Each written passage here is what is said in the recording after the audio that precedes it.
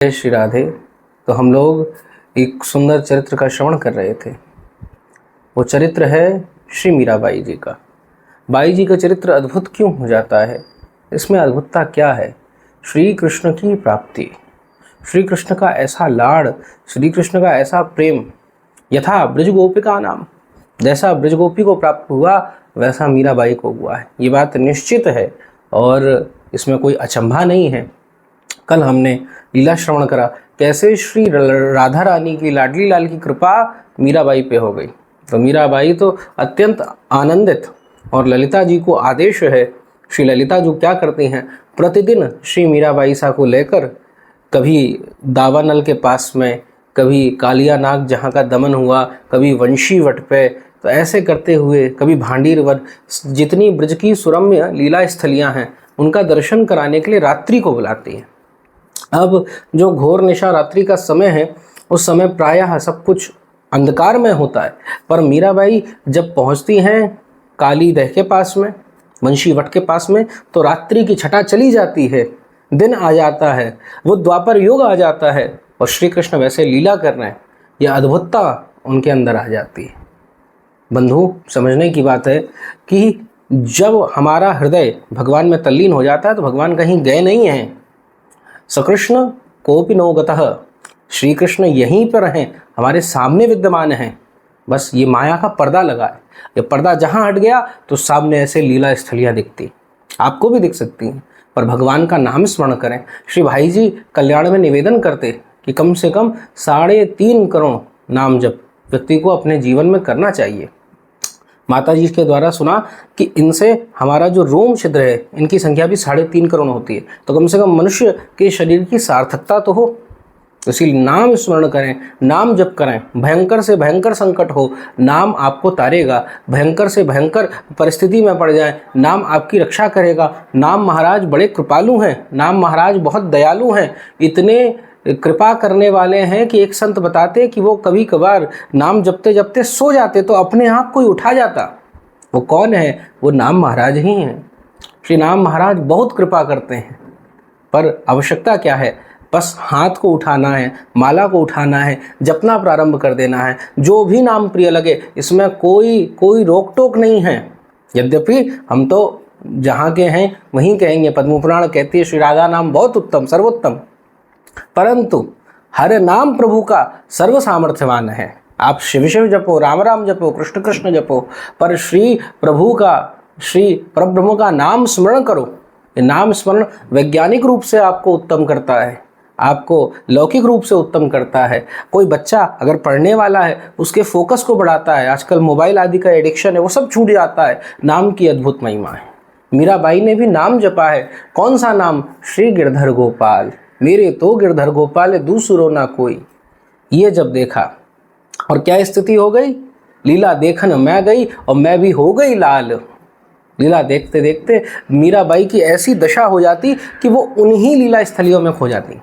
ऐसा नहीं लगता कि उनको कि वो अलग खड़ी हैं और सामने कोई टीवी स्क्रीन पे ऐसा चल रहा है, नहीं नहीं, वो उसी में सम्मिलित हो जाती। यह अद्भुतता भजन की है, भक्ति भाव की है। बंधुओं, विश्वास मानिए, ये अभी भी हो सकता है, आज भी हो सकता है और अभी हो रहा हो कितने संतों के संग। बस आप नाम स्मरण प्रारंभ करिए, श्री हरि का नाम जाप प्रारंभ कर दीजिए। बार बार निवेदन कर रहे हैं। ये मीराबाई की जो अद्भुत गति है, अद्भुत शक्ति है, उसमें पूर्व जन्म आदि सब कथाएं हैं, पर इसके मूल में श्री नाम महाराज ही हैं। जब नाम महाराज कृपा करते हैं, श्री लाडली बहुत प्रसन्न हो जाती हैं। ये नाम महाराज की इतनी महिमा कि गोस्वामी जी लिखते हैं, हम न सकहीं नाम गुण गाई।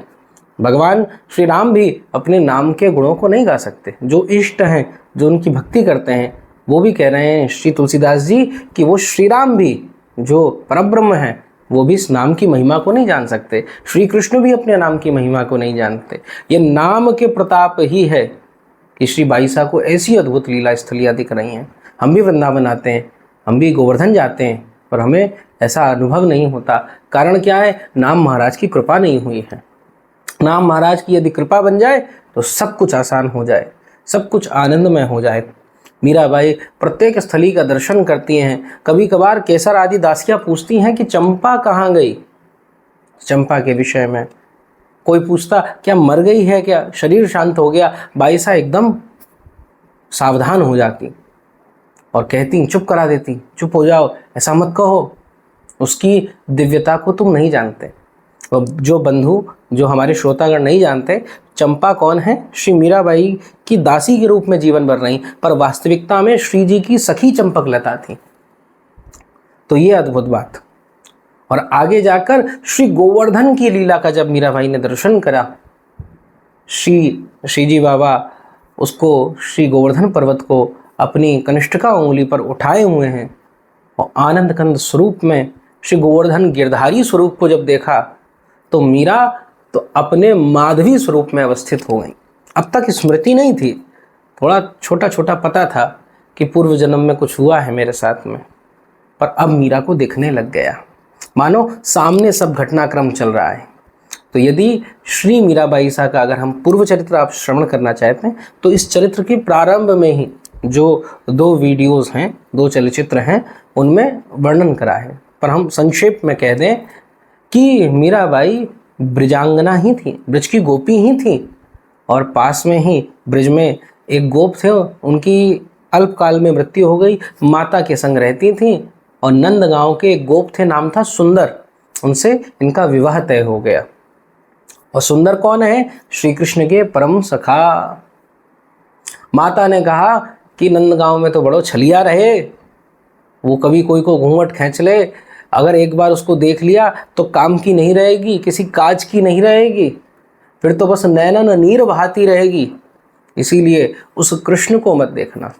माँ की ये गड़बड़ सलाह, देखो, गुरु न सस्यात स्वजनो न सस्यात, वो माता माता नहीं, पिता पिता नहीं, गुरु गुरु नहीं, और वो देवता देवता भी नहीं। जो श्री हरि से आपको विमुख करे, श्री प्रभु से आपको विमुख करे, उनकी वो पूज्य अवस्था में नहीं रह जाते, वो फिर अपूज्य हो जाते हैं।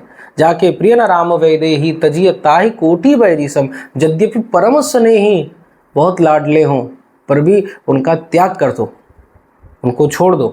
कारण क्या? क्योंकि प्रभु से दूर कर रहे हैं। तुम्हारे अपने केवल प्रभु हैं और कोई नहीं है संसार में। विचार करो, 60 से 70 साल की आयु हो जाएगी, व्यापार करा, नौकरी करी, घर बार बच्चों के लिए सब कुछ करा, पत्नी का ध्यान रखा, पर अंत में कौन जाएगा?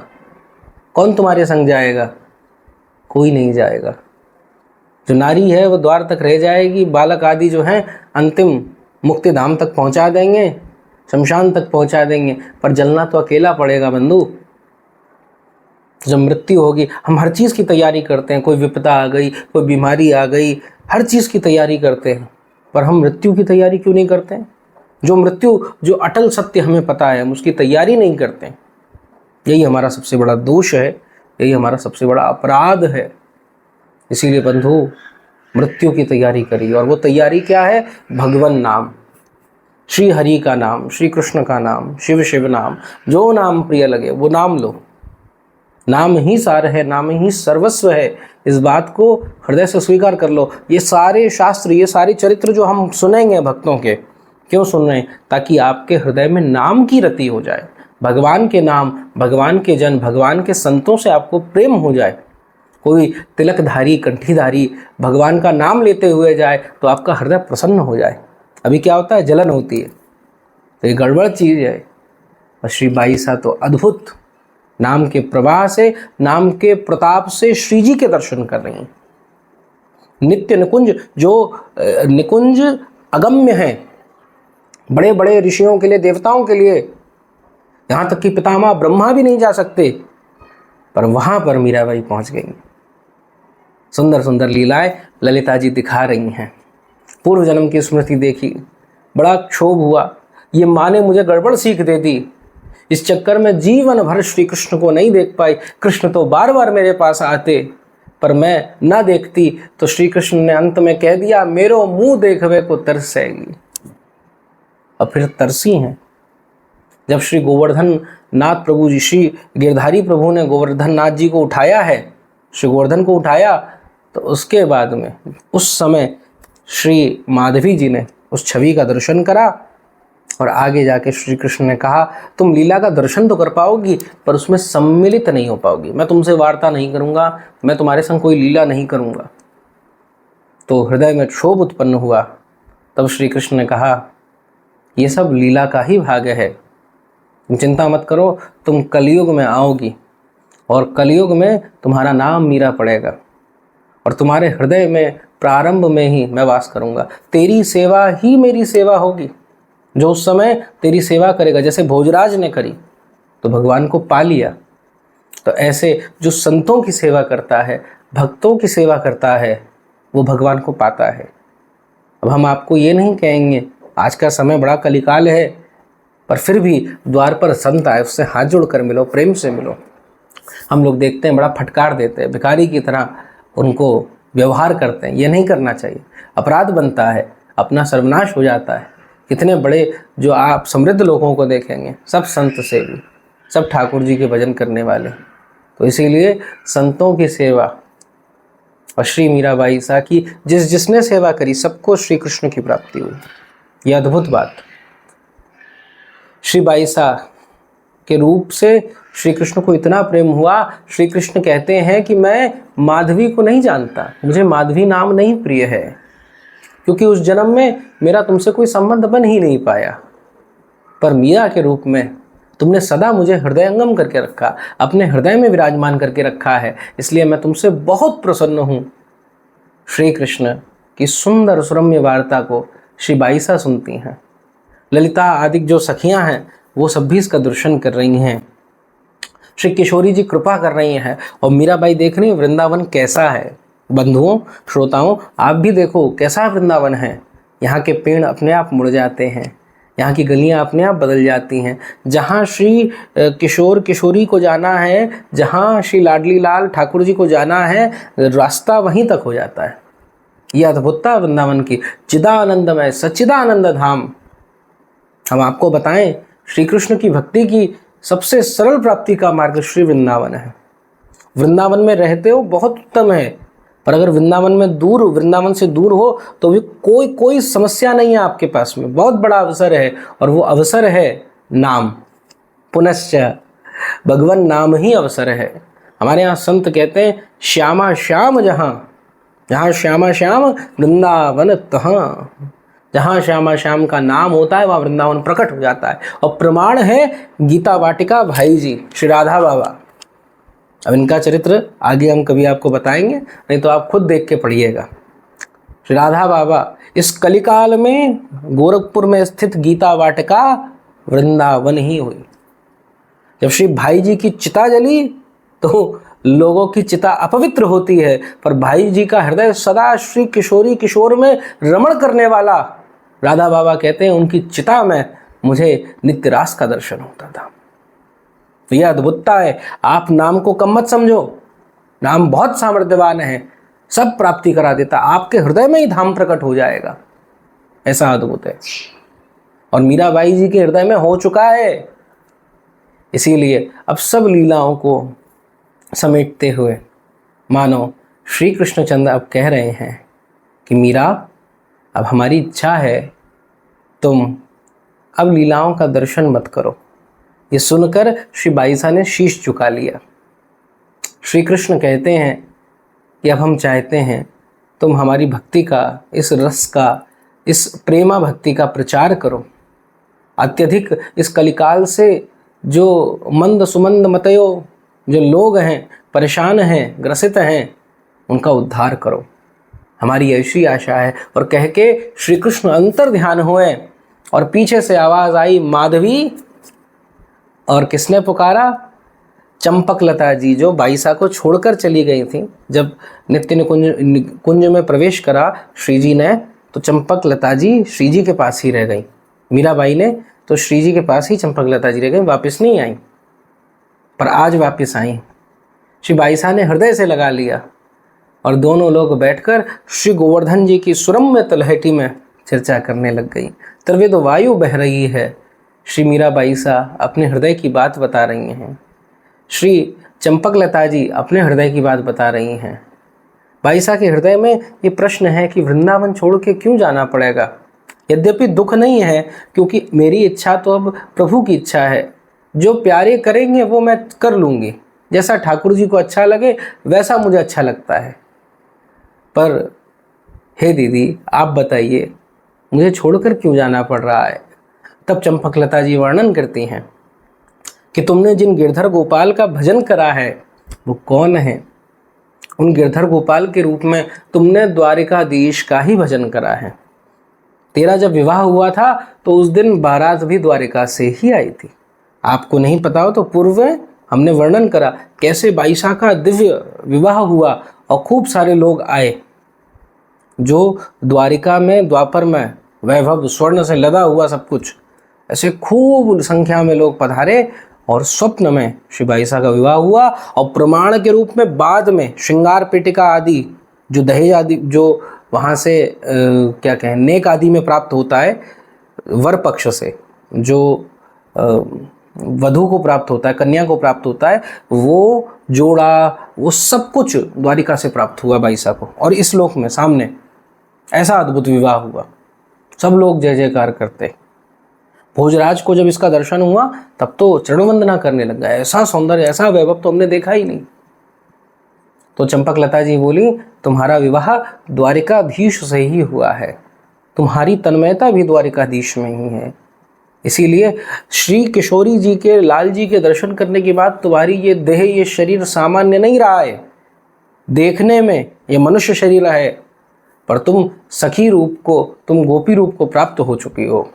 अब बस अपनी लीला की विश्राम की ओर बढ़ो, द्वारिका जाओ और अपने प्राणपति श्री द्वारिकाधीश में विलीन हो जाओ।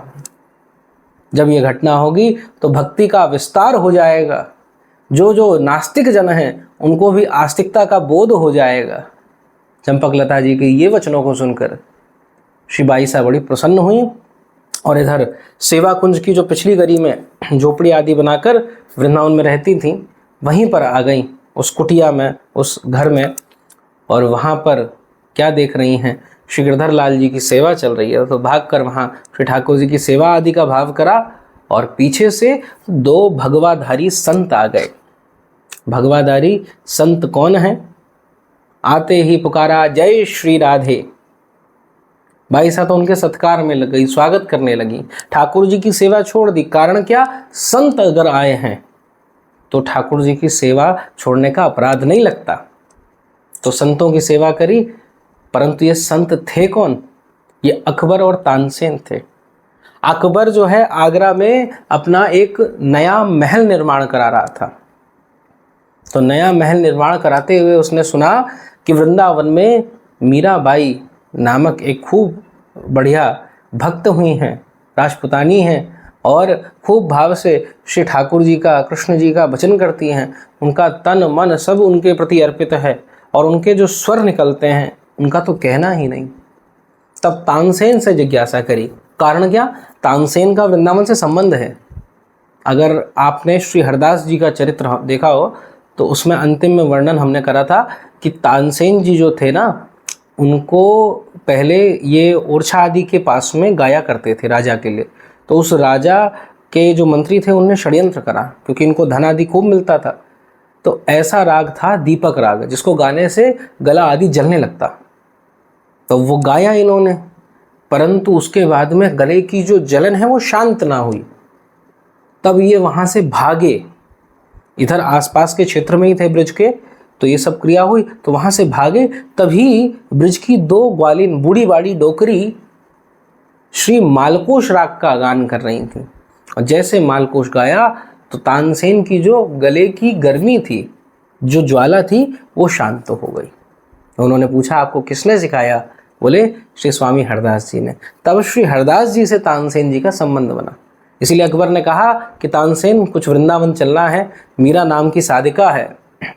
जब ये बात हुई तो फिर तो तानसेन ने कहा, हे बादशाह, हे आलम पनाह, आप वृंदावन जाना तो चाहते हैं पर फकीरों को बादशाही पसंद नहीं आती। अगर वहाँ चलना पड़ेगा तो साधारण वेश धारण करना पड़ेगा, हिंदू वेश धारण करना पड़ेगा। तो तानसेन की आज्ञा से इसने साधु वेश धारण करा और वहाँ पहुँचा और श्री बाईसा के सुंदर पदों को सुना है, एक से एक भक्तिमय पदों को। मैं श्री गिरधर के घर जाऊं भाव से श्री बाईसा गाती और इसको सुनता जाता, और श्री गिरधर के प्रति प्रेम देखकर अंत में श्री गिरधर की तरफ आगे बढ़ा और इसके पास में ये कई जो क्या कहें लाखों करोड़ों की कीमत के उस समय जो हीरे आदि थे उनकी माला बनवा कर लाया था कि मैं उनको भेंट करूंगा श्री ठाकुर जी को।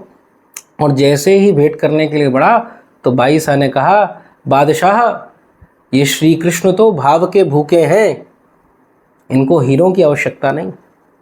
अब अकबर बड़ा परेशान, एकदम आश्चर्य में आ गया।